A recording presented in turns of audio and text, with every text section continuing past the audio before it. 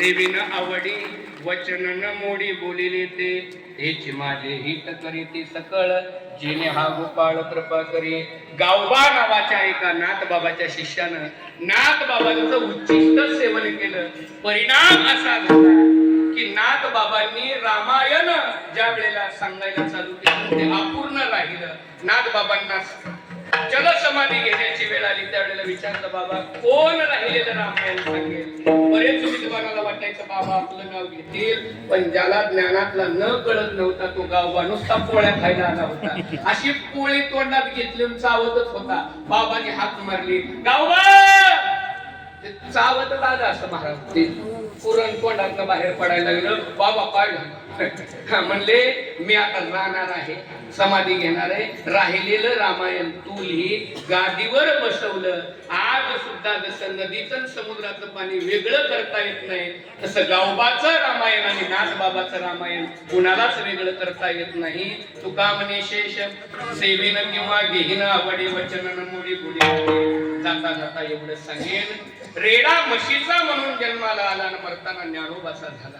लक्षात ठेवा, भिंत दगडाची म्हणून निर्माण झाली, उभी मात्र ज्ञानोबाऱ्यांची म्हणून आहे. लक्षात ठेवा, तसं या जगतामध्ये जन्माला कोणाचंही म्हणून या, मरताना मात्र संतांचं म्हणून मरा. जीवनामध्ये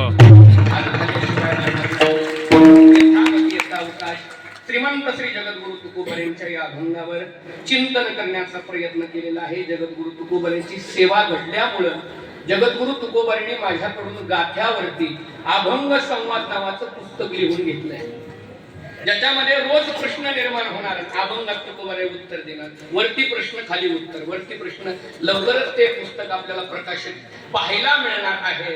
म्हणून अशा पद्धतीने आमच्याकडे ही अभंग सोडवण्याची एक वेगळ्या पद्धतीची पद्धत या ठिकाणी संतांच्या सेवेमधून प्राप्त झालेली आहे.